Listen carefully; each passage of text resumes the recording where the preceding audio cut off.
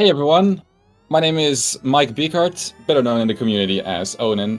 I've been working at Moon Studios as QA tester for about 5 to 6 years now. But before that, I actually speedrun this game as well. Sort of how I got into the team. Awesome stuff. You are also politely known as the Fun Police in the Ori Discord server. But not everyone has to know that.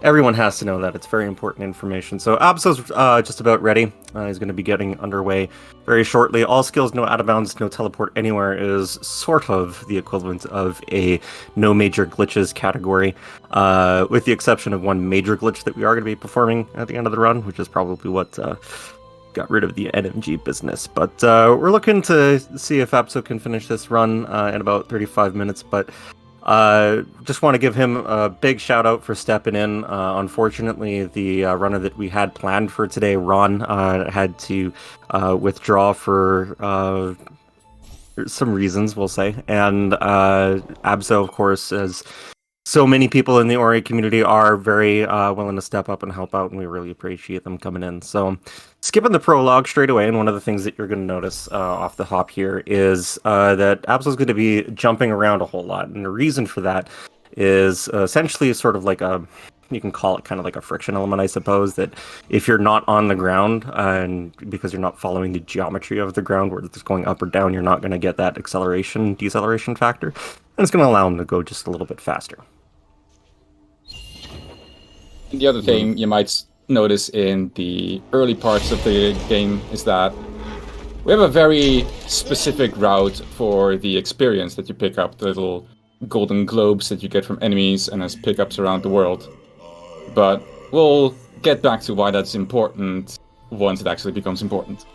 Yeah, and it's going to be coming up actually not too long from now. In the meantime, we're going to talk about Sign here. It's the first ability that you pick up, a little wisp that follows you around, and immediately we're going to see just a little bit of speed tech here. There's an internal cooldown on the way that Sign shoots, and Abso's going to be pacing the shots very carefully so that they can continue running to the right without slowing down at all. Very clean Frankie fight from Abso, and we are going to immediately start looking into starting to manage that XP, but we're going to be coming up on a trick called Ghost Door.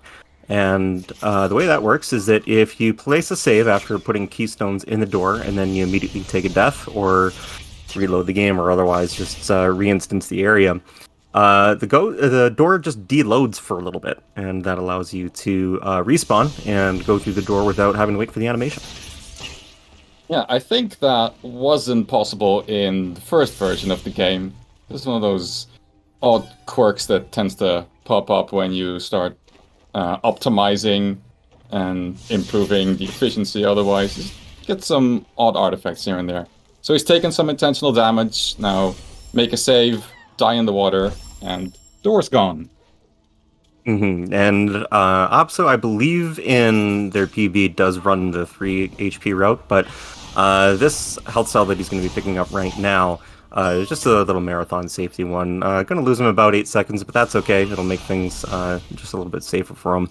And killing some slimes on the way here, ducking to get cycle on pace, collecting a little bit of extra XP, and needs to collect a couple extra keystones here as well. And then we're going to be going on to our second skill of the game, of the 11 that we have to collect, called Wall Jump.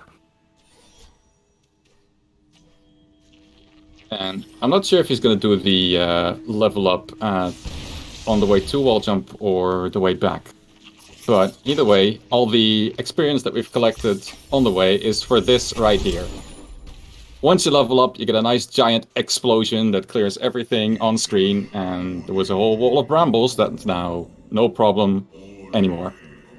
Yep, just saves a little bit of time. Level ups will also serve to refill your health and energy, which you would normally see in a lot of video games, but one of the little quirky features about Ori and the Blind Forest is that if you have the UI off, none of the dialogue will actually appear.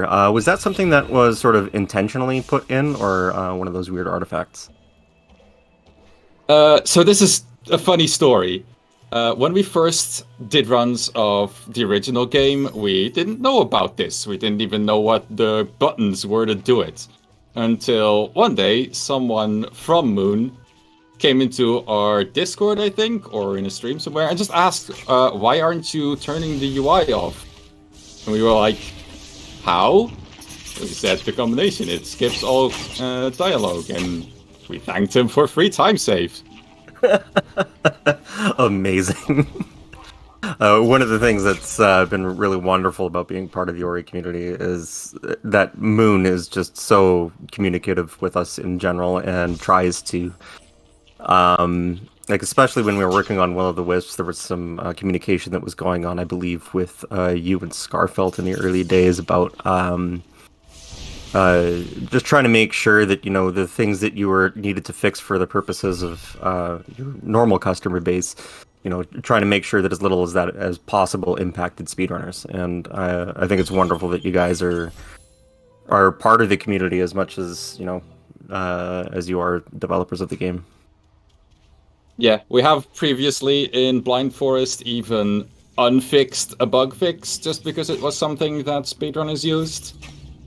But at some point there are things that either can't be helped or that are just impact the casual players more than the speedrunners, and then you kind of gotta weigh your balance. Yeah, and ultimately, I mean, you're talking about a pretty small subset of your total player base, right? So you got to make sure that you're adhering to your larger customer base, and that totally makes sense. But we do appreciate when you can accommodate speedrunners. So one of the things that you saw Abso doing is he was entering this area, Black Root Burrows, and right over here, actually, at this trigger point as he takes a death, is that he opened up the menu and then tricked the game into thinking that he had closed it, and that allowed him to move behind the ability menu. And when you level up an ability on the ability tree, the game saves, and we can use that trick, which we call Save Anywhere, and we'll be referring to quite a few times throughout the run, to skip cutscenes and do some other fun shenanigans. We went to all this effort to make a nice side area with all sorts of lore for Naru, the mother character, and we're not going to see any of it in this run. Nope, it's just all skipped, both through the turning the UI off and also just skipping all the cutscenes. Sad times. But you can play the game yourself. It's a wonderful game and a wonderful community. Join us at the Discord. Go to the speedrun.com page. Get up. He's fine. Not placing a save, though. Interesting. Taking it slow, coming up through the lasers, though. That's all right. Yeah. It's a bit of a slow area, but that was also part of the design. When you have an area that you could technically get to at any part of the game, you kind of want to make it accessible as early as Amso is doing right now, or much later, and still keep it a challenge. Yeah. So the way we did that is with this orb carry mechanic. While you're orb carrying it, the only thing you can do is walk and jump and shoot stuff with sign, no matter what else you have. And so it sort of really doesn't matter when you arrive at this place, it's equally challenging. Yeah, and this was added in the definitive edition of a game DLC kind of thing that was it came out, I think, about a year after the original release. And this, of course, the reason we're coming here is because this has the Go Fast skill called Dash. And so immediately after getting Wall Jump, which allows us to gain access to this place, we come and we collect Dash and we go Zoom Zoom. Yes, clarification, teleport anywhere is what TA stands for, and it is a warp displacement glitch, basically, that we can use in other categories to redirect where you get teleported from on the spirit wells. And that has a whole bunch of fun different uses, but unfortunately you're not going to be seeing it in this run because it is disallowed. So another save anywhere, leveling up here to skip the cutscene and walk on over to pick up Dash. And I don't... No, he didn't do the stack, so he's not going to have to do the scary blind movement over the pit here. That's fine. And then we're going to be setting up for the real big sequence break at the early point here of the run, using the level up mechanic that you alluded to earlier, Onan, with refilling the energy. We have 2 energy right now, and there's a 4 energy door off to the right here, up above where Abso's heading now. And he's carefully managed his XP in order to be able to be within 19. This Frankie that he's about to lure right here has 19 experience to collect from. So he's going to go and lure him over to this door, put 2 energy into the door, kill the Frankie, get the level up, refilling the energy, and then put that 2 energy into the door for a net total of 4. Math. 2 plus 2 is 4. Knowledge Bomb from Shafe, and then he's going to break through the door and head down to double jump. You're intended to go all the way around and grab Charge Flame and get a whole bunch of lore about Gumo and the Ginzo tree and all that good stuff, but we want to go fast, so we're just going to go straight to double jump. We'll still see some of that in reverse order, and it's always hilarious to think that this entire trick only works because that little patch of spikes that Absa had to damage boost through, it's not flagged to hurt enemies because there's no enemies nearby. Why would it have to? Yep. A whole bunch of different fun stuff in this game that you can do that kind of thing with. In the randomizer for this game, there's a few tricks that involve Frankie lures over spikes that don't deal damage to them too. So he's dropping down here. This is Moon Grotto. This is where Gumo lives. And going to go and look for a fast cycle here. Gets it! Very nice. That saves 8 seconds. Just beating that cycle on the Grotto Crushers. And collecting another Keystone, and then he's going to head off towards double jump. So, talking about reverse event order, Abso is actually the world record holder for a glitch category called reverse event order 1 life plus. While we got a couple seconds here, Onin, have you watched that run, and what do you think about the execution and the way that's handled? I don't remember it clearly, but I am sort of proud of it existing. 1 Life Plus is one of my favorite glitches in the game, just because I found it during testing. I thought it was awesome, but I diligently reported it, and we fixed the way that I made it work. So when we shipped it, I thought, there's no way you can do this. And then someone found a way to do it, and now it's a run. Alright, so we got double jump, we got dash, we got wall jump. Now, we want to go and get our next power skill, Bash, which is in the Ginzo tree, which is known for its iconic escape. I'm sure many people here in chat remember having gone through the Ginzo tree and really appreciating the music, the dynamic, the water chasing you, and all of that. And you're not going to see any of it because we're just getting Bash. You're going to get right out of the Ginzo tree. This is Grotto Skip. You are supposed to head off towards the left side. And loop your way around and kind of chase Guma around a little bit towards getting the water vein. It's actually a fairly precise jump. If you want to talk a little bit more about the geometry of the game, Onin, and the way that this is functioning here. Alright, so the way we set up geometry in a game like this isn't very, strict. It's generally baked based on the assets that we use, so it sort of fits better with the not quite straight walls and all of that. And so there where you're supposed to have a ceiling, there's just a tiny lip that is just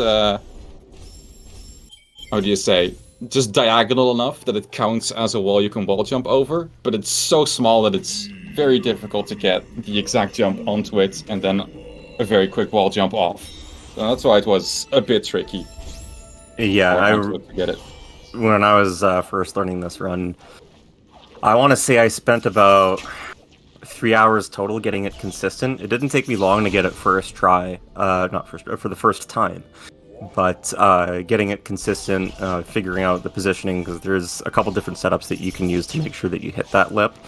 It's definitely not easy, and even some of the best runners of this game miss it on occasion. So now we're seeing all of those earlier mentioned Gumo lore cutscenes in the reverse order. Which is always funny.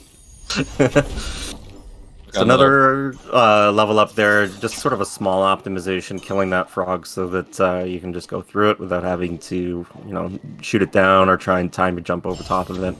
Collecting this ability cell here for a trick later on. Which we'll talk about, breaking a ceiling in Starro, and he has to collect this teleporter because we're going to want to grab this to come back to head to Horu at the end of the run. So just quickly dipping in here, touching the teleporter, activating it, and then heading up to Ginzo. And if I recall correctly, the Spirit Wells weren't added until the Definitive Edition, right? The Spirit Wells existed, but they only served as save points. We added the teleportation ability later. Right. Yeah.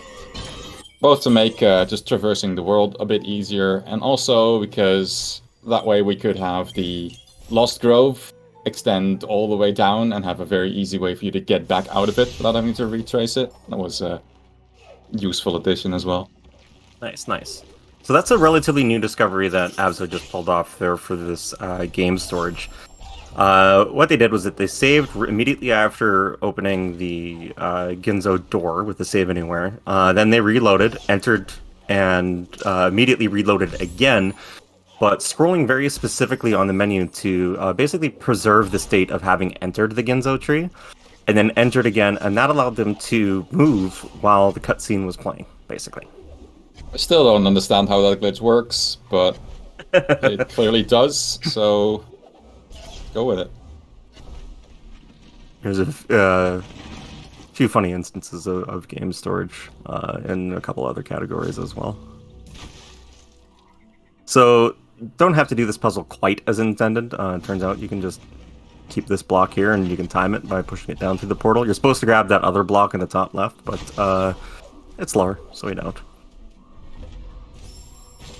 Here, we've got the first boss. Sort of. Sort of. So there is a one-frame window where Abso's trying to look for where the mini-boss is going to spawn. It's just kind of like a little flash of smoke. And trying to continue to do that shot pacing as well. Fairly clean fight. Yeah, the pacing is very important. If you time those shots perfectly, you can get, I think, 5 off per cycle, where otherwise you would only get like 3, so that makes it significantly faster. Especially if you take Quick Flame early on, you can drop that to a 3-cycle fight, with if you're a little bit lucky with RNG positioning, where the mini-boss ends up being, and you can get your shots paced well. But I think we're about to come up to Bash, and there's something important about Bash that we might need to explain. I don't know if Abso's going to be doing double bashing. Is he not? Okay. Well, probably for Sorrow Bash, yeah. So, yeah, go ahead, take that one. Alright, so when you bash something, you fire Ori in one direction and the thing that you're bashing in the other direction. But if you then bash the same thing again 2 frames later, you can target the same thing and redirect it a second time, and then send Ori and the thing you're bashing in the same direction. And that can be very useful for either just going faster, just like that. It can help you go faster, or it can help you chain double bashes after one another and get places you're not intended to go. Yeah, it is sort of considered quote-unquote keyboard only, because we do it with scroll wheel to make it significantly easier, but there are a couple runners, I believe Richard is one of the ones who was able to do it fairly consistently on controller, and Vulujan had practiced it a fair bit as well. He did miss the key dupe here on the first try. He was trying to collect these keystones and, as mentioned earlier back in Glades, put them into the door, then take a death to dupe. Did get it second try, and now we'll be placing the keystones in, putting a save in. Does not go for the hyperspeed, that's okay.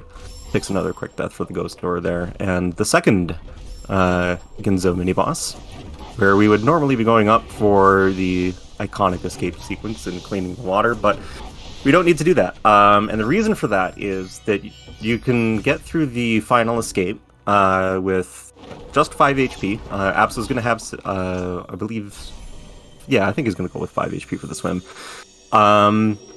So you just swim through the dirty water and damage boost it, and that way you don't have to clean it. There's no other area in the game where we have to go underwater, so there's no point into going up and clearing the Ginzo tree.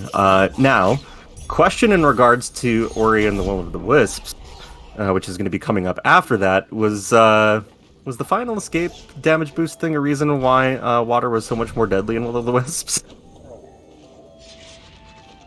No, I think we have very specific reasons for how deadly water is in Will of the Wisps, and I suppose we'll get to that when that run comes up.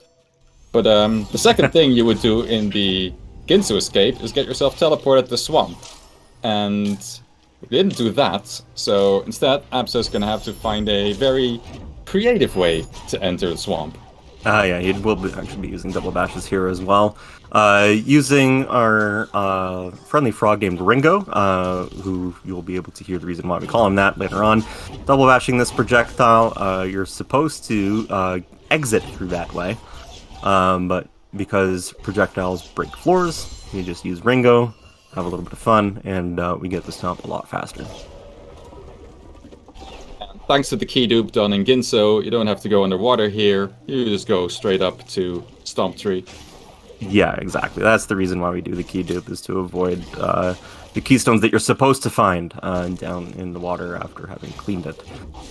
Yeah, I don't believe we've explained the key dupe.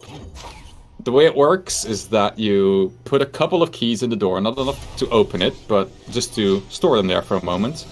Then take a death while you're still in range to be able to put keys in, so they don't go back into your inventory. And then get set back to a save that is far enough away from the door so that the door unloads, thereby putting your keys back into your inventory after you respawn and the keys are back in the world. So you have them refunded and also have them respawn in the world, ready to pick up again. Yeah, and you can do that infinitely. You could have over 1,000 keystones in your inventory if you really wanted to spend time on that. So here's Ringo. Take a listen. Oh, that's why he's called Ringo. Yeah, he plays the drums for us. I have no idea why that happens, but I'm eternally grateful that it does because it's hilarious. I'm not even gonna guess. Alright, we'll see if he gets the cutscene skip here. There's a very... Yes, he does. Very nice. That's a 17-second time save. Turns out there's... I don't exactly remember how that works, but there's a little trigger there for the cutscene that when you hold bash over top of it, grabbing that projectile, it allows you to skip over top of it and save a significant amount. Okay, he's fine. He's fine. He got the projectile. I thought that was going to hit the wall and he was going to dump into the spikes. Totally fine. Had it all along. Yeah, the cutscene trigger for that Kuro cutscene is thin enough that the tiny bit of teleportation that a bash does gets you straight through it without even touching it. He wants to bring this Frankie down with him so he doesn't have to break that wall and just save a little bit of time. So backs up, gets into position, levels up to air dash, and yeah, I was wondering about that. He remembered he's got to skip a teleporter here, so he's going to open up the Save Anywhere menu again and go and bash the Frankie up. And another cutscene is intended to play here at the teleporter. So you're just going to move a little bit of distance with the ability menu up and skip the cutscene. So coming up, we've got a trick called Fast Stompless, which only saves time because we need to collect an ability cell. And the way that Abso is going to do that is that he's going to grab a spider shot, as you may have figured at this point with projectiles breaking ceilings and such. He's going to grab a spider shot and send it off screen over towards the left where Kuro is sitting defending the Valley of the Wind. And while that's happening and the shot is heading off towards the left-hand side, it's going to go collect that ability cell, save the time, and the projectile actually is going to break the rocks above Kuro's head that you were intended to stomp on and gain access to the next ability, Glide. And the reason you need to be very fast on the movement to do this fast stompless is because there's a wall in the way between the shot and the rocks that you need to hit. But if you move out of the way fast enough, you can unload the wall, but not the rocks that you need to hit, because they're part of the background of the scenes, I believe. I'm not sure why that is, but it's very convenient for this trick. Ooh, there we go. So just in time, very nice. Alright, so Abso's going to be getting charge dash here, which is going to allow him to do one of my favorite things in this game, rocket jumping. You want to explain how rocket jumping works? It would help if I knew exactly how it works, but the basic gist of it is a charge jump fires you at the nearest enemy. If you immediately cancel your charge jump with a normal jump, this happens. Basically, the momentum of the very fast charge jump isn't cancelled and just lets you go really, really high. And this is, if you're interested in picking up this game, if you really like the movement, that trick right there is going to be the one that's going to wall you for a bit. We call it Sorrow Bash because we're getting into Sorrow Pass using Bash. And it's just manipulating that bird in such a way, because we don't have wind. You're supposed to go down to the Forlorn Ruins and get wind restored and then float up here. We don't have that, so we have to get up into Sorrow Pass another way. Even though the wind's active in Sorrow Pass, it's not active below Sorrow Pass. So we bash that bird in a very specific way, and on keyboard we can use double bash and allow us to get up here and get to charge jump much, much faster. And he's going to collect this, and then he's going to set up for another trick using a save anywhere called Terror Break, so called because one of our runners, Terra, found it. The way a Terror Break works is, now that we have this charge jump ability, it's good at breaking ceilings and such, but this one is a little bit too high. So in order to reach it, we're going to make a save via save anywhere, right underneath it. And then we're going to jump into spikes, take a death, and respawn with just an extra frame of the damaging ability of charge jump, which is then going to break the ceiling for him.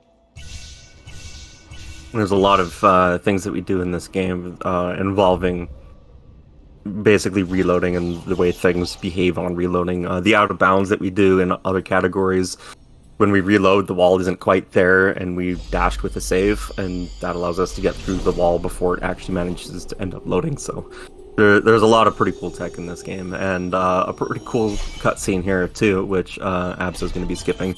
And this is going to be the sort of last segment of experience routing that Abso is doing. He's got it very carefully lined up for a quick kill on a mini boss.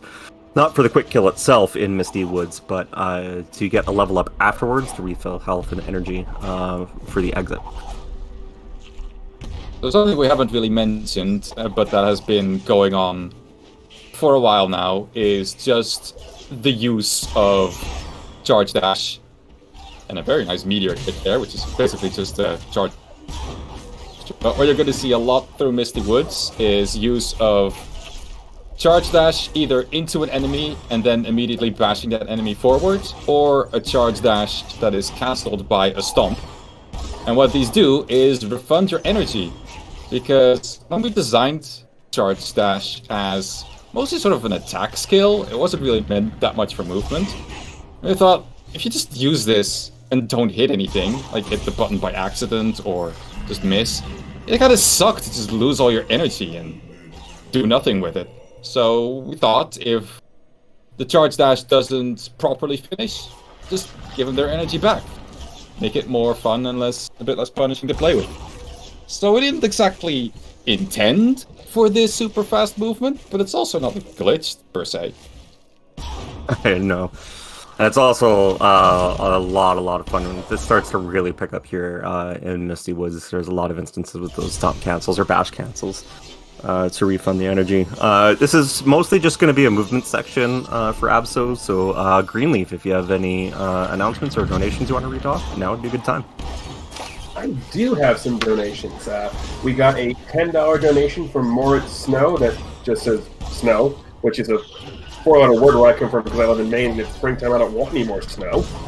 We also have a $50 donation from Silly Person that says, love the Ori games, keep up the awesome runs, and chat, this next one's for you. Hype!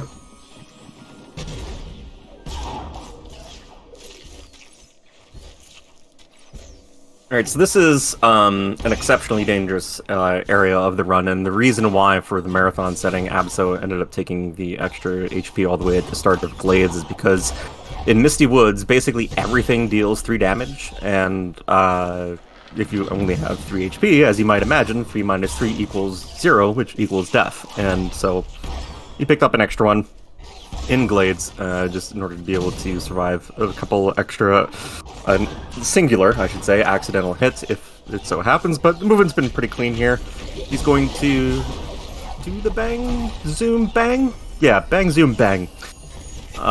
So what Abso wanted to execute there, which he mostly did, was to charge jump at the first of the flying mortar shark things. Banana sharks also, some people call them. And then charge dash and then stomp and basically just deal a whole boatload of damage in very short order and get both of them killed.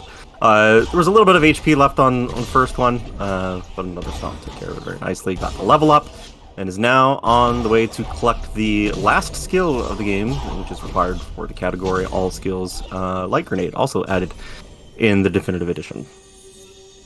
We're gonna skip straight past the... what's it called again? Forgotten Ruins? One of the dungeons that doesn't have a skill in it, so we don't need to go there. And we don't have to unlock the wind, which you do in there either, because we have much better ways of going high up.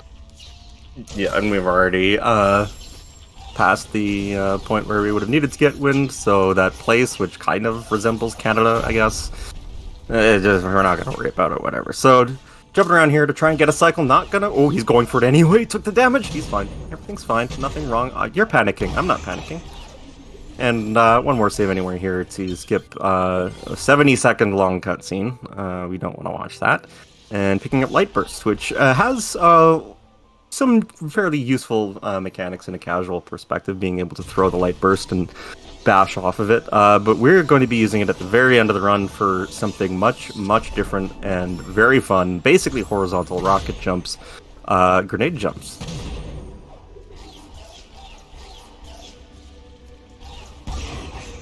Now it's just a quick track out of... we need all of those it offers you, because there's nothing to get down there except for more lore. We're not interested in that today. No. All cells goes down there for exactly 2 ability cells, and that's it. Ooh, did not quite get to the You're panicking. I'm not panicking. There's the 5th health for Abso. May take a 6th health for safety as he goes towards Horror Fields. See whether or not he does the Horror Fields grenade jump. And if so, you'll get to see your first instance of it. And if not, he's going to be using it to skip a cutscene, which is split into 2 cutscenes at the very end, and allows us to skip half of it. He does not go for the 6th health, that's perfectly fine. Doesn't kill the elemental Abso. I am disappointed. Show that elemental. It's a jerk and has killed several of my runs. And by that I mean I spaghettied and allowed it to kill me. And so I'm upset at it. So now we're at the last dungeon, and in Ori speedrunning history, we've had some very interesting tricks and setups to skip as much of it as possible, and it's culminated in just doing none of it at all. What Abso is going to do is take the autosave here, put a menu, and then press up at the frame that the game loads in, before it can load in the scene where the door is supposed to take you. So instead, it just decides to put you at the default spawn location in the scene, which is below the lava at the end of the dungeon. Very nice, and also executing another instance of game storage here, which means that he's going to have to be moving blind while this cutscene is still playing, and he's stopped into fire. Sad times. He's going to have to reload here. I think he actually got voided out by the boulder, shoving him into the ground. Will he go for worm skip again? No, he's just going to do it all night. Okay, so you'll get to see this cutscene now. Excuse me. At least got to see how it looks. Yeah. So the idea there is the precise movement is basically a couple of stomp cancels over top of dangerous lava. And it turns out it's very tough to do that when you can't see what you're doing.